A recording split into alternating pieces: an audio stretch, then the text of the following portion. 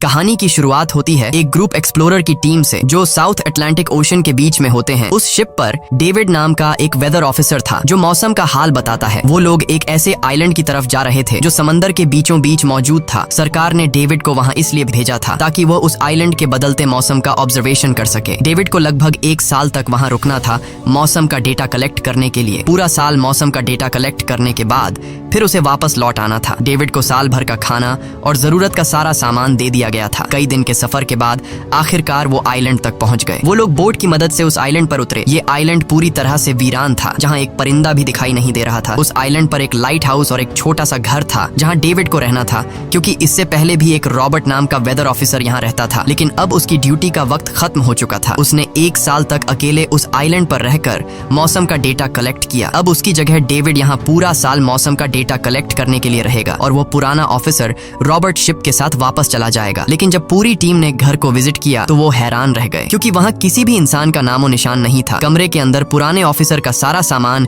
यहाँ वहाँ बिखरा पड़ा था। जिसके बाद कैप्टन और डेविड ने सोचा कि शायद लाइट हाउस में कोई हो सकता है। कैप्टन और डेविड बिना वक्त गंवाए लाइट हाउस की तरफ बढ़ते हैं और वो सब वहाँ एक अजीब नजारा देखते हैं। वो देखते हैं कि पूरा लाइट हाउस तेज और नुकीले लकड़ियों से घिरा हुआ था, जैसे किसी ने जानबूझकर उसे बंद कर दिया हो ताकि कोई भी अंदर न जा सके। जिसके बाद कैप्टन और डेविड ने लाइट हाउस का गेट कई बार नॉक किया, लेकिन अंदर से कोई रिस्पॉन्स नहीं मिला। आखिर में उन्होंने गेट को जोर से धक्का दिया और अंदर घुस गए। लाइट हाउस के अंदर उन्हें एक आदमी मिला जिसका नाम ग्रूनर था। जब उन्होंने ग्रूनर से पुराने वेदर ऑफिसर रॉबर्ट के बारे में पूछा तो उसने जवाब दिया कि वो तो मर गया है। वो समंदर की तरफ गया लेकिन दोबारा कभी लौटकर वापस नहीं आया। ग्रूनर की बातें सुनकर डेविड और कैप्टन दोनों चौंक गए। ये सब सुनने के बाद कैप्टन ने डेविड से कहा, अगर तुम अब भी चाहो तो हमारे साथ वापस चल सकते हो। लेकिन डेविड ने वापस जाने से इनकार कर दिया। डेविड ने सोचा अगर वो सरकार को उस आइलैंड का एक्यूरेट वेदर रिपोर्ट दे पाया तो उसे काफी मोटी रकम मिल सकती है। जिसके बाद कैप्टन ने उसे एक गन दी खुद की प्रोटेक्शन के लिए, और कैप्टन ने डेविड से कहा कि ये जगह मुझे सेफ नहीं दिखाई दे रही, अपना ख्याल रखना। इसके बाद उसे वहीं पर छोड़कर वो सब वापस चल दिए और अब ये दोबारा वापस 1 साल बाद आएंगे। कैप्टन के जाने के बाद डेविड ने घर को थोड़ा सेटल किया, रहने के काबिल बनाया। रात होने के बाद उसे ड्रॉर में एक डायरी मिली जो पुराने वेदर ऑफिसर रॉबर्ट की थी। उस डायरी में आइलैंड के बारे में बहुत कुछ लिखा था। डायरी में एक मिस्टीरियस क्रीचर के बारे में कुछ बातें लिखी गई थी, लेकिन सब कुछ साफ नहीं था, कुछ बातें अधूरी थी। डेविड हर लाइन को ध्यान से पढ़ता गया। उस डायरी में कुछ अजीब तरह के जानवरों के स्केचेस भी बने थे। डेविड को समझ नहीं आया उसने ऐसी पिक्चर्स क्यों बनाई थी। शायद वो अकेला था और टाइम पास के लिए ऐसा किया होगा। डायरी के एक पेज पर पुराने ऑफिसर के वाइफ की फोटो भी लगी थी। डेविड वह डायरी पढ़ते पढ़ते थक गया और धीरे धीरे उसकी आंख लग गई। अगली सुबह डेविड ने मौसम का डेटा कलेक्ट करना शुरू कर दिया, लेकिन समंदर के पास पहुंचते ही उसके कदम रुक गए। उसने देखा कि चट्टानों के बीच कुछ पत्थर अजीब तरीके से सजाए गए हैं और उनके बीच शेल्स रखे थे अजीब से पैटर्न में। डेविड ने सोचा शायद ये सब ग्रूनर ने किया है। वो ये सोचकर दोबारा अपने काम में लग गया। काम के दौरान जब उसने दूरबीन से लाइट हाउस की तरफ देखा तो उसे ग्रूनर के साथ एक और इंसान भी दिखाई दिया, लेकिन पलक झपकते ही वो गायब हो गया। डेविड ने दोबारा उसे देखने की कोशिश की, लेकिन फिर उसे लगा कि ये उसका वहम है। रात को डेविड अपने काम में बिजी था, तभी दरवाजे पर नॉक हुआ। उसे लगा कि शायद ये ग्रूनर है। डेविड ने उसका नाम पुकारा, लेकिन कोई जवाब नहीं मिला। हाथ में लैंप लेकर जैसे ही डेविड दरवाजे की तरफ बढ़ा तो उसके कानों में कुछ अजीब सी आवाजें गूंजने लगीं जो किसी इंसान की बिल्कुल भी नहीं थी। और फिर उसने देखा गेट के नीचे से किसी अजीबोगरीब क्रीचर का हाथ अंदर आने की कोशिश कर रहा है। वो इंसान का हाथ बिल्कुल भी नहीं था। ये देखकर डेविड के पांव तले जमीन ही खिसक गई। वो तुरंत बेसमेंट की तरफ भागा और वहां जाकर छुप गया। कुछ ही देर में वो मिस्टीरियस क्रीचर घर के अंदर घुस चुकी थी। वो छुप छुप कर डेविड को ढूंढ रही थी और डेविड बेसमेंट के एक छोटे से दरार से उसे देखने लगा। डेविड की हलचल से उस क्रीचर ने डेविड को देख लिया, जिसके बाद वो क्रीचर डेविड को मारने के लिए तेजी से उसकी तरफ भागा और दरार से उसे पकड़ने की कोशिश करने लगा। तो डेविड ने खुद को बचाने के लिए फौरन चाकू उठाकर उसकी आंख में दे मारा। वो क्रीचर चीख के भाग गई, लेकिन वो कभी भी वापस आ सकती थी। और डेविड के दिमाग में ये बात कंफर्म हो गई कि जो डायरी में क्रीचर के बारे में बात लिखी थी वह सच है। डर के मारे वो पूरी रात सो न सका। अगली सुबह जब डेविड घर से बाहर गया तो उसने रेत पर कुछ पैरों के निशान देखे जो किसी इंसान के बिल्कुल भी नहीं थे। वो निशान सीधे समंदर की तरफ जाकर खत्म हो गए थे। अब डेविड को सब समझ आ गया था कि क्यों ग्रूनर ने लाइट हाउस के चारों ओर नुकीली लकड़ियां लगाई हैं। अब डेविड जान गया कि अगर मैं इस घर में रहूंगा तो वो क्रीचर मुझे कभी भी मार सकते हैं। डर के मारे डेविड लाइट हाउस की तरफ दौड़ता है और ग्रूनर को चिल्लाकर कहता है, गेट खोलो, मुझे अंदर आना है। लेकिन ग्रूनर उसे अंदर नहीं आने देता और कहता है, तुझे शिप के साथ लौट जाना चाहिए था। डेविड निराश होकर वापस लौटता है, क्योंकि क्रोनर उसे लाइट हाउस के करीब भी नहीं देखना चाहता था। वो उसके ऊपर पानी गिराकर उसे दूर जाने को कहता है। अब उसे खुद ही कुछ करना होगा। उसने घर की हर एक विंडो को लकड़ी से बंद कर दिया, चारों तरफ नुकीली लकड़ियों से घेरा बनाया और गेट के बाहर पुराने कागज और किताबें रखी। फिर उन पर तेल छिड़क दिया ताकि अगर वो क्रीचर वापस आए तो उसे आग से डराकर भगाया जा सके। लेकिन एक बात थी जो डेविड अब तक नहीं जानता था और ये बात उसे आज रात पता चलने वाली थी। खुशकिस्मती से उसे घर के अंदर एक पुराना बॉक्स मिला। उस बॉक्स में एक गन थी और बहुत सारी बुलेट्स। ये देखकर उसे जिंदा रहने की थोड़ी सी उम्मीद मिली। जैसे जैसे सूरज ढलने लगा, डेविड के दिल में डर बढ़ने लगा। कुछ ही देर में चारों तरफ रात का अंधेरा छा गया। डेविड गन हाथ में लिए घर के एक कोने में चुपचाप बैठा था। उसकी दिल की धड़कनें तेज थीं। तभी एक अजीब आवाज सुनाई दी, और जब डेविड ने खिड़की से छुपकर समंदर की तरफ देखा तो जैसे उसके पैरों के नीचे से जमीन ही खिसक गई। उसने देखा कि सिर्फ एक नहीं बल्कि पानी में से कई सारी वही अजीबोगरीब क्रीचर्स उसकी तरफ बढ़ रही हैं। कुछ ही देर में वो सब इकट्ठा होकर कमरे का गेट तोड़ने की कोशिश करने लगे। डेविड ने तुरंत गोलियां चलानी शुरू की, जिनमें से कुछ क्रीचर्स गिरकर मर गए। डेविड को लगा कि गोली की आवाज सुनने के बाद वो डरकर भाग जाएंगे, लेकिन अपने साथियों को मरता हुआ देखकर वो और भी ज्यादा गुस्सा हो गए। तब डेविड प्लान बी अपनाते हुए गेट के बाहर रखे कागजों और पुरानी किताबों को आग लगा देता है। आग देखकर वो क्रीचर्स डर के मारे वापस समंदर में लौट गए, लेकिन अब वही आग डेविड के घर तक पहुंच चुकी थी। घर के दरवाजे ने आग पकड़ ली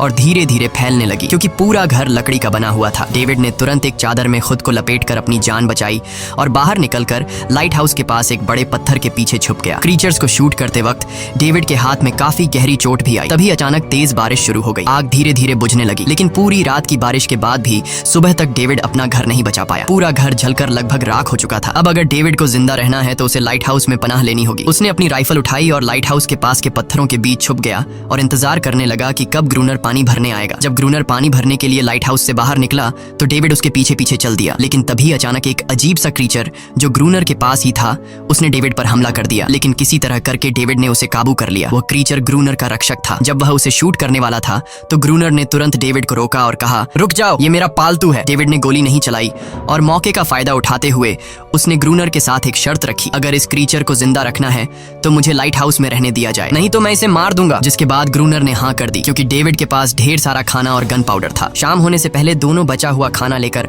लाइट हाउस लौट आए और वो दोनों आराम से सो गए। अगली सुबह वो क्रीचर चुपचाप डेविड का हाथ चाट रहा था। जब डेविड नींद से जागा तो उसने देखा कि इस क्रीचर के चाटने की वजह से उसका हाथ पूरी तरह से ठीक हो चुका है। ये सब देखकर डेविड हैरान हुआ। डेविड अब क्रोनर से इस क्रीचर के बारे में और जानना चाहता था और फिर ये सब दुनिया के सामने लाना चाहता था, क्योंकि ये किसी जादू से कम नहीं था। डेविड ने सोचा, अगर इस क्रीचर का राज दुनिया के सामने हम लाते हैं तो डेविड और क्रोनर दोनों बहुत सारा पैसा और नाम कमा लेंगे। लेकिन क्रोनर को ये सब नहीं चाहिए था। वो इस आइलैंड से कहीं नहीं जाना चाहता था। क्रोनर का अब इस दुनिया में कोई नहीं बचा था। उसके लिए ये आइलैंड परफेक्ट था, जहाँ वो अपने आप को एक किंग समझता था और अपनी मर्जी का मालिक। इसी वजह से उसने आइलैंड के कई हिस्सों में लिख दिया था, क्रोनर यहाँ का बादशाह है। लेकिन डेविड को ये समझ नहीं आ रहा था कि ये अजीब सी क्रीचर क्रोनर की फालतू कैसे बनी। तो क्रोनर ने बताया कि एक बार क्रोनर ने उसकी जान बचाई थी। वो गलती से उसके फिशिंग नेट में फंस गई थी। तब ये क्रीचर छोटी थी और उस दिन के बाद से वो क्रोनर के साथ ही रह गई। उसकी हर बात माननी शुरू कर दी। लेकिन क्रोनर एक सख्त इंसान था। वो इस क्रीचर के साथ बहुत बुरा बर्ताव करता था। क्रोनर हर दिन इस क्रीचर के साथ फिजिकल रिलेशन रखता था। क्रोनर ने बताया कि एक बार इस क्रीचर ने मुझ पर हमला भी किया था और उसके बदले में क्रोनर ने उसे ऐसी सजा दी कि उस सजा के बाद वो क्रीचर अपने आप को क्रोनर की गुलाम समझने लगी। और आप सब भी समझ गए होंगे कि हर रात वो क्रीचर समुद्र से बाहर क्यों आते हैं। वो सभी इसलिए आते हैं ताकि अपने साथी को क्रोनर से छुड़वाकर वापस ले जाए। लेकिन क्रोनर ऐसा नहीं होने देता। वो क्रीचर्स दिन के उजाले में अटैक नहीं कर सकते, क्योंकि सूरज की रोशनी उनकी स्किन जला देती है। डेविड अब यहाँ और नहीं रहना चाहता था। वो किसी तरह से आइलैंड से अपनी जान छुड़ाना चाहता था। खैर, शाम होने लगी और क्रोनर ने उससे कहा, गन लेकर रेडी हो जाओ, क्योंकि वो क्रीचर्स कभी भी हमला कर सकते हैं। वो लाइट हाउस की लाइट ऑन करने के लिए तैयार हो गए और कुछ ही देर में समुद्र से बड़ी संख्या में क्रीचर्स निकलकर बाहर आ गए। वो लाइट हाउस की तरफ बढ़ते जा रहे थे। क्रोनर उन पर लगातार फायर करता जा रहा था, लेकिन डेविड पूरी तरह से डर गया था। वो लाइट हाउस के अंदर की तरफ आने लगा। क्रोनर के बार बार कहने के बावजूद वो बस एक कोने में चुपचाप बैठा रहा और कुछ ही देर में डेविड बेहोश हो गया। क्रोनर पूरी रात अकेला इन क्रीचर्स से लड़ता रहा। अगली सुबह क्रोनर ने गुस्से में डेविड के मुंह पर पानी डालकर उसे उठाया और कहा, अगर तुम्हें जिंदा रहना है तो इनकी जान लेनी होगी, नहीं तो तुम्हें लाइट हाउस से निकाल दिया जाएगा और तुम्हें मेरी हर बात माननी होगी। रोजाना पानी भर कर लाना, लाइट हाउस के छोटे बड़े काम करना और रात को मेरे साथ गार्ड ड्यूटी भी करनी होगी। अब डेविड के पास दूसरा कोई ऑप्शन नहीं था। इसी वजह से ये सब करना उसकी मजबूरी बन गया। डेविड अब क्रोनर की हर बात मानने लगा। लेकिन एक चीज थी जो उसे बिल्कुल भी पसंद नहीं आई। वो ये थी कि हर रोज उस फीमेल क्रीचर को अलग अलग तरीकों से फिजिकली टॉर्चर करना। रात होती है, दोनों फिर से गार्ड ड्यूटी के लिए तैयार हो जाते हैं और एक बार फिर वो क्रीचर समुद्र से निकलकर बाहर आते हैं। लेकिन आज डेविड को डर नहीं लग रहा था। उसने क्रीचर पर फायरिंग शुरू की, मगर आज क्रोनर कुछ भी नहीं कर रहा था। वो डेविड को बाहर छोड़कर लाइट हाउस का गेट बंद कर देता है और खुद चुपचाप अंदर बैठ जाता है, ताकि डेविड खुद सीख सके कि इन क्रीचर से कैसे लड़ा जाता है। इसी तरह डेविड को लड़ते लड़ते वो रात कट जाती है और सुबह हो जाती है। सुबह क्रोनर ने देखा कि डेविड लाइट हाउस के गेट के बाहर खून में लथपथ बैठा था। अब उसने सीख लिया था कि इन क्रीचर्स से कैसे लड़ना है। इसी तरह समय गुजरता गया, रातों को इन क्रीचर्स से लड़ते हुए और दिन भर क्रोनर के लाइट हाउस के काम संभालते हुए। ये आइलैंड अब उसके लिए एक बंद घर जैसा हो गया था। वो हर वक्त सोचता रहता था कि कब ये जगह छोड़कर आजादी की सांस लेगा। समय के साथ साथ डेविड का उस फीमेल क्रीचर के साथ एक अजीब सी दोस्ती बन गई थी। डेविड को उसके लिए अब बुरा लगने लगा था। अब उसे समझ आया कि अपने लोगों को छोड़कर अकेला रहना कितना मुश्किल होता है। है। शायद वो क्रीचर भी कुछ ऐसा ही महसूस करती थी। डेविड ने उस क्रीचर को एक नाम भी दिया, अनारियस। इसी तरह से दिन गुजरते गए और फिर एक दिन उन्होंने देखा कि इन क्रीचर्स के अटैक्स धीरे धीरे कम हो रहे हैं। डेविड सोचता है शायद सर्दियों में वो कहीं और चले जाते हैं, या फिर शायद उन्हें समझ आ गया था कि इन दोनों से लड़कर कुछ हासिल नहीं होगा। लेकिन क्रोनर ने उससे कहा कि ऐसा बिल्कुल नहीं है, वो फिर से अटैक करेंगे। अब वो अपनी संख्या बढ़ा रहे हैं। कुछ और दिन ऐसे ही गुजर गए। एक रात डिनर के बाद क्रोनर और डेविड ने टाइम पास के लिए चेस खेलना शुरू किया, लेकिन यहीं पर क्रोनर से एक बड़ी गलती हो गई। वो दोनों खेल में इतने उलझ गए कि लाइट हाउस की लाइट्स ऑन करना ही भूल गए। अंधेरे का फायदा उठाकर क्रीचर्स ने उन पर अटैक कर दिया। डेविड ने देखा कि क्रीचर्स की संख्या इतनी ज्यादा थी कि दो लोग मिलकर भी ज्यादा देर तक नहीं लड़ सकते थे, और इस बार उनके पास कोई प्लानिंग भी नहीं थी। गन्स की बुलेट्स भी ऑलमोस्ट खत्म हो चुकी थी। किसी तरह बचते बचाते वो लाइट हाउस के टॉप तक पहुंच गए, लेकिन इस बीच क्रोनर के पैर में गहरी चोट आ गई। वो क्रीचर्स आज उन पर भारी पड़ गए थे। दोनों को लगा कि आज उनकी मौत पक्की है, लेकिन खुशकिस्मती से सुबह हो गई। जैसे ही सूरज धीरे धीरे उभरता है, वो क्रीचर्स लाइट हाउस छोड़कर समुद्र में वापस चले जाते हैं। कड़कती धूप निकलने के बाद एनेरियस क्रोनर के जख्म को ठीक करने की कोशिश करती है, लेकिन अब तक डेविड को समझ आ चुका था कि वो इन क्रीचर्स के साथ ये लड़ाई जीत नहीं सकते। बुलेट्स भी अब खत्म होने के करीब हैं। उनके पास खाना भी इतना नहीं है कि वो ज्यादा देर तक चल सके। लकीली अगले दिन जब डेविड लाइट हाउस के बाहर इधर उधर घूम रहा था, तो उसने समुद्र में एक जहाज देखा। वो जल्दी से अंदर से फ्लेयर गन लाया और जहाज को सिग्नल देने गया, लेकिन क्रोनर ने उसे रोक दिया क्योंकि वो नहीं चाहता था कि डेविड यहाँ से जाए। उसी वक्त अनारियस ने क्रोनर पर हमला कर दिया। वो डेविड को क्रोनर से बचाना चाहती थी। क्रोनर किसी को भी ये आइलैंड छोड़ने नहीं देना चाहता था। ये आइलैंड उसकी अपनी दुनिया थी, जहाँ वो एक किंग की तरह रहता था। वो डेविड को भी जाने नहीं देना चाहता था। इतने समय से अकेला रहने के बाद अब उसके पास कोई था जिससे वो बात कर सकता था, और अगर डेविड उस शिप में वापस चला गया तो वो वहाँ जाकर सबको एनेरियस और उनके बारे में बता देगा। इसलिए अब डेविड यहाँ से नहीं जा सकता। धीरे धीरे वो शिप डेविड की आंखों के सामने समुद्र में गायब हो गई। अब उसके पास कुछ भी करने को नहीं था। कुछ और दिन ऐसे ही बीत गए। क्रोनर अब भी डेविड और अनारियस दोनों के साथ बुरा बर्ताव कर रहा था, लेकिन अनारियस को वो खास तौर पर मारता था, जो डेविड को बिल्कुल पसंद नहीं था। एक दिन डेविड ने अनारियस को एक छोटी टॉय बोट गिफ्ट में दी, जो उसने किसी मछली की हड्डी से बनाई थी। लेकिन जब अनारियस ने उस बोट को देखा तो वो डेविड को आइलैंड के एक ऐसे कोने में ले गई जहाँ सचमुच एक असली बोट रखी थी। जब डेविड ने इस बोट के बारे में क्रोनर से पूछा तो उसने कहा हाँ, उसे पहले से पता था कि आइलैंड के इस हिस्से में एक बोट है। क्रोनर कहता है कि कुछ लोग इस आइलैंड तक बोट के जरिए अपनी जान बचाने आए थे, लेकिन सुबह होने से पहले उनमें से कोई भी जिंदा नहीं बचा। सबको इन क्रीचर्स ने मार दिया। वो सब शिप में गोला बारूद ले जा रहे थे, लेकिन समुद्र में आए तूफान की वजह से उनका शिप इसी आइलैंड के पास डूब गया। ये सब सुनते ही डेविड के दिमाग में एक आइडिया आया। उनके पास एक डाइविंग सूट जैसा कुछ था। डेविड ने कहा कि अगर हम दोनों में से कोई उस सूट को पहनकर समुद्र के उस हिस्से में जाए जहां वो शिप डूबी थी, तो हो सकता है उन्हें कुछ बुलेट्स या डायनामाइट मिल जाए, जिससे इन क्रीचर्स से लड़ना आसान हो जाए। लेकिन क्रोनर ने इस बात को मानने से इनकार कर दिया, पर डेविड अपनी जान को खतरे में डालकर ये काम करने को तैयार था। कुछ और दिन ऐसे ही गुजर गए। डेविड और अनारियस के बीच एक गहरा कनेक्शन बन गया। डेविड उसे पसंद करने लगा था। इन दोनों को रोमांस करते हुए ये सब क्रोनर ने चुपके से देख लिया। क्रोनर को लगा कि अनारियस उसे छिन जाएगी, इसलिए डेविड को रास्ते से हटाना पड़ेगा। अगले दिन क्रोनर खुद डेविड की बात मानने को तैयार हो जाता है। वो डेविड से कहता है ठीक है, तुम सूट पहनकर नीचे पानी में जाओगे और वहाँ ढेर सारा RDX कलेक्ट करोगे, फिर मैं तुम्हें बोट से ऊपर की तरफ खींच लूंगा। लेकिन क्रोनर का असली इरादा कुछ और ही था। वो चाहता था कि डेविड उसकी मदद से समुद्र के नीचे रखे डायनामाइट के बॉक्सेस वापस सरफेस तक ले आए और उसके बाद उसे वही समंदर में अकेला छोड़ दे ताकि वो क्रिएचर्स उसे मार दें। इस तरह डायनामाइट भी उसके पास आ जाएगा और अनारियस फिर से उसकी गुलाम बन जाएगी। वो दोनों बोट में बैठकर उस जगह पहुंच गए जहां शिप पानी में डूबा था। डेविड ने डाइविंग सूट पहना और समंदर के नीचे उतर गया। नीचे जाने के बाद डेविड ने देखा कि शिप पूरी तरह तबाह हो चुकी है, लेकिन उसकी किस्मत अच्छी थी कि उसे कुछ डायनामाइट के बॉक्स मिल गए। लेकिन तभी अचानक कुछ क्रिएचर उसके सामने आ गए। क्रिएचर्स को देखते ही डेविड घबरा गया और नीचे गिर पड़ा। वो डाइविंग सूट इतना भारी था कि वह हिल भी नहीं पा रहा था और डेविड क्रोनर को ऊपर सिग्नल भी नहीं भेज पाया। क्रोनर को लगा कि शायद वह क्रिएचर्स डेविड को मार चुके हैं, लेकिन असल में वो तो सिर्फ दो छोटे बच्चे थे। डेविड ने जैसे तैसे करके अपना डाइविंग सूट वहीं छोड़ दिया और ऊपर सतह तक खुद को पहुंचाया। उन्हें वहाँ कुछ पुराने बॉक्स मिले जिनमें डायनामाइट था। इसके बाद यह दोनों काम पर लग गए। उन्होंने लाइट हाउस के आसपास 2 लेयर्स में डायनामाइट बिछा दिया ताकि जब अगला हमला हो तो वे मॉन्स्टर्स को एक ही बार में खत्म कर सकें। कुछ महीने बीत गए और बर्फबारी का मौसम आया, लेकिन एक बार फिर वो क्रिएचर्स गायब हो गए। अचानक से अटैक बंद हो चुके थे, जैसे क्रिएचर्स को खबर मिल गई हो कि उनके लिए जाल बिछाया गया है, इसीलिए अब वो अटैक नहीं कर रहे थे। क्रोनर को लगा कि शायद अनारियस ने उन क्रिएचर्स को खबरदार कर दिया है, जिसकी वजह से वो अनारियस पर जुल्म करने लगा, लेकिन डेविड ने उसे रोक लिया। आखिर में दोनों ने मिलकर एक नया प्लान बनाया, लाइट हाउस का मेन गेट खुला छोड़ने का, ताकि जैसे ही वो क्रिएचर्स पास आए डायनामाइट से उन सबको उड़ा दिया जाए। डेविड ने चालाकी से काम लेते हुए अनारियस को लाइट हाउस के टॉप पर चीखने को कहा। एनरिस की आवाज सुनते ही सभी क्रिएचर्स गुस्से से भड़क उठे बैठे। क्रिएचर्स ने जब देखा कि लाइट हाउस का मेन गेट खुला हुआ है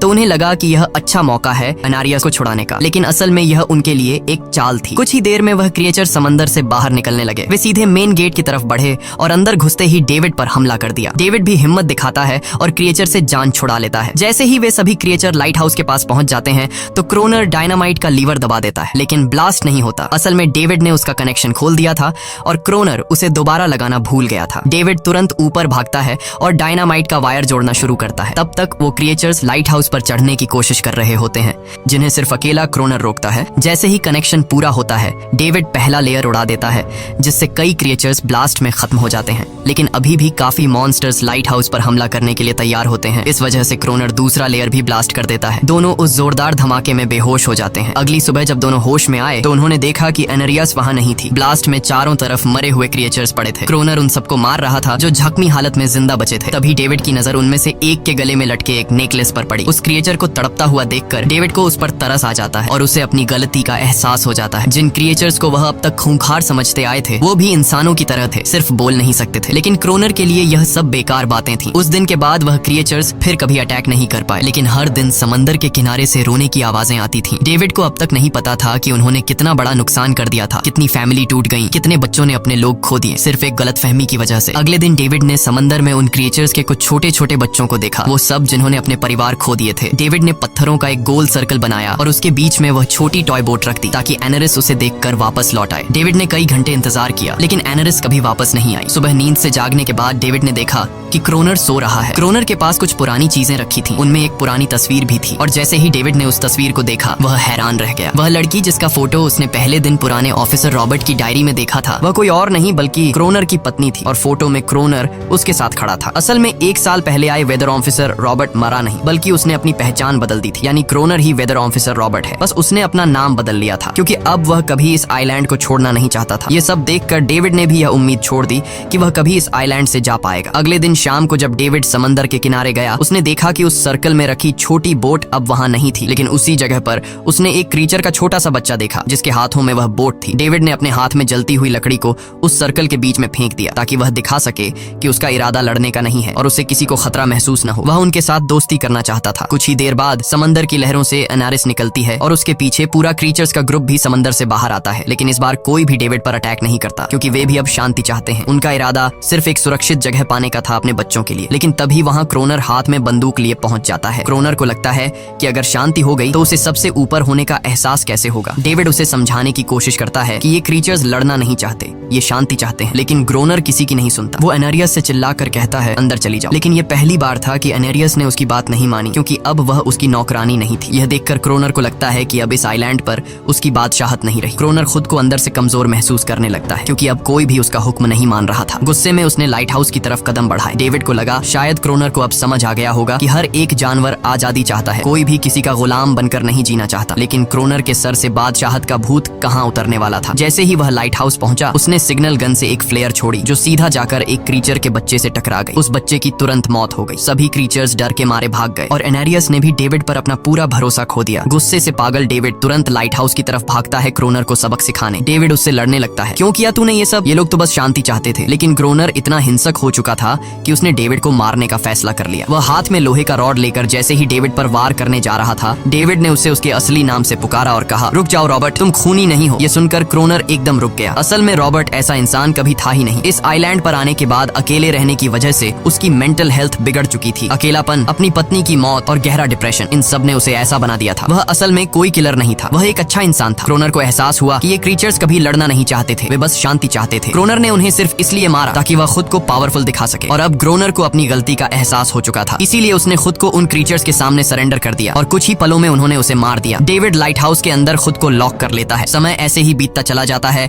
और 1 साल बाद आइलैंड पर एक गवर्नमेंट अफसर आता है, साथ में एक नया वेदर ऑफिसर भी होता है। अब नए गवर्नमेंट अफसर ने इस आइलैंड पर वेदर मॉनिटर की ड्यूटी करनी थी। जब कैप्टन पिछले अफसर के बारे में डेविड से पूछता है तो डेविड भी वही बात करता है कि वह पानी की तरफ गया था लेकिन कभी वापस नहीं आया और वेदर ऑफिसर को भी लगता है कि डेविड ही क्रोनर है। डेविड ने भी उनकी इस गलतफहमी को ठीक नहीं नहीं किया। वह चुपचाप बालकनी पर गया और खड़ा हो गया बिना कुछ कहे, क्योंकि अब वह भी इस आइलैंड को छोड़ना नहीं चाहता था, बिल्कुल क्रोनर की तरह। इसी दौरान एनेरिस भी अपने परिवार के साथ खुश थी। अब उन्हें किसी क्रोनर जैसे आदमी का डर नहीं था। अब वे आइलैंड पर भी और समंदर में भी आजादी से जी सकते थे। इसी के साथ कहानी खत्म हो जाती है। अगर वीडियो आपको अच्छी लगी हो तो हमारे चैनल को जरूर सब्सक्राइब कीजिए।